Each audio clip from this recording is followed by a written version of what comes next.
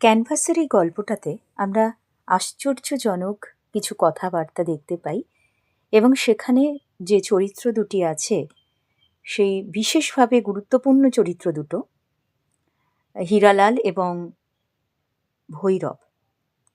অজপাড়া গাঁয়ের সেই বেকার যুবক ভৈরব আর ক্যানভাসের হীরালাল। বনফুল অসাধারণভাবে এক আশ্চর্যজনক বক্তব্যের মধ্যে দিয়ে আমাদের কাছে তুলে ধরেছেন এই ছোট গল্পটা। ছোট গল্পেরটা শুরুটাই হয়েছিল কাত্যায়নীর সঙ্গে ভৈরবের এক বচসার মধ্যে দিয়ে। তার স্ত্রী হচ্ছে কাত্যায়নী। তার মধ্যে যে একটা বিলাসিতা প্রবণ মনোভাবের সৃষ্টি হয়েছে সেটা তার স্বামী ভৈরব একটু স্তোক বাক্যে ভোলাবার চেষ্টা করে। একটা প্রবাদ বাক্য এখানে বলা হয়, তোমরা জানো, যে এক করার মুরদ নেই, বিয়ে করতে যাওয়া কেন। এই প্রবাদটা মানবজাতির স্বভাব, তার কার্যকারিতার মধ্যে যে একটা বৈষম্যমূলক আচরণ দেখা যায় সেটা প্রকাশ করে। সংসার জীবনে মানুষের স্বাদ আর সাধ্যের মধ্যে একটা পার্থক্য থেকে যায়। এটার দ্বারা বোঝানো হয়েছে যে কখনো সাধ্যের বাইরে গিয়ে কিছুই করা উচিত নয়, সব সময় নিজের ক্ষমতা অনুযায়ী কাজ করা উচিত। কাত্যায়নীর বক্তব্য অনুযায়ী ভৈরবের বিয়ে করে অপরের বাড়তি একটা দায়িত্ব নেওয়া বোধহয় উচিত হয়নি। এতে তার হয়তো ক্ষতিই হয়েছে, কারণ স্ত্রীর প্রতি যথার্থ কর্তব্য করতে সে কিন্তু পিছপা। তাই কাত্যায়নীর না পাওয়ার যে যন্ত্রণা তাকে কথা বলতে বাধ্য করেছে। তার কথায় কোনো ব্যক্তিরই যোগ্য না হওয়ায় বা অন্যের দায়িত্ব গ্রহণ না করা, এটা একদম অনুচিত বলে মনে হয়েছে। এবার চলে আসছি আজকের এক্সট্রাক্টটায়। সেটা হচ্ছে হীরালাল ক্যানভাসার হলেও রক্ত মাংসের মানুষ। ক্যানভাসার শব্দের অর্থ কি, রক্ত মাংসের মানুষ বলতে কি বোঝানো হয়েছে, হীরালালের সঙ্গে কার কলহ বাঁধে এবং সেই কলহ কিভাবে মিটেও যায়।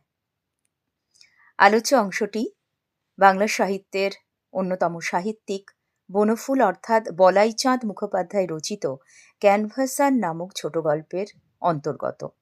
ক্যানভাসার শব্দের অর্থ হচ্ছে ফেরিওয়ালা। এরা জিনিসপত্র কাঁধে নিয়ে বাড়ি বাড়ি ফেরি করে বেড়ায়, বা ট্রেনে বাসেও এদের জিনিস ফেরি করতে দেখা যায়।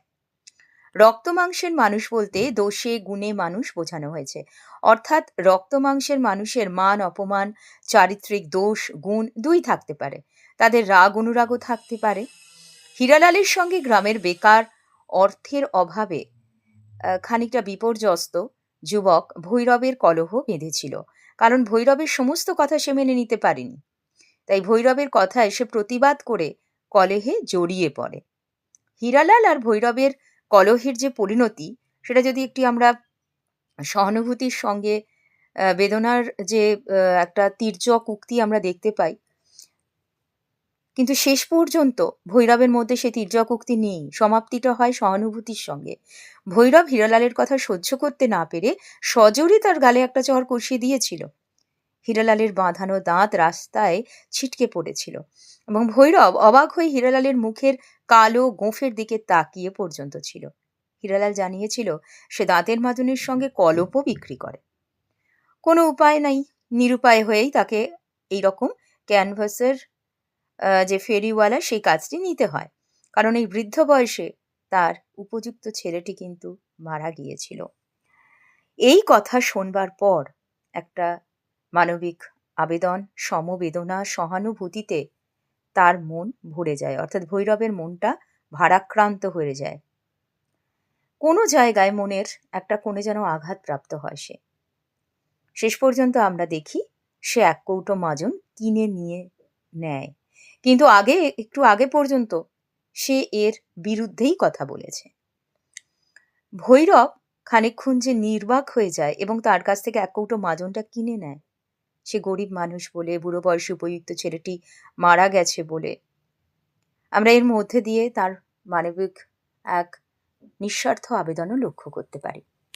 যাই হোক, আজকের আলোচনা এই পর্যন্তই রইল। তোমরা অবশ্যই লিখে লিখে অনুশীলন করতে কিন্তু ভুলো না। শুধু শুনলে হবে না, একটু লেখা অনুশীলন করতে হবে, গল্পের বইটা বারবার পড়তে হবে। তাহলে আজকের আলোচনা এই পর্যন্তই রইল। ধন্যবাদ সবাইকে।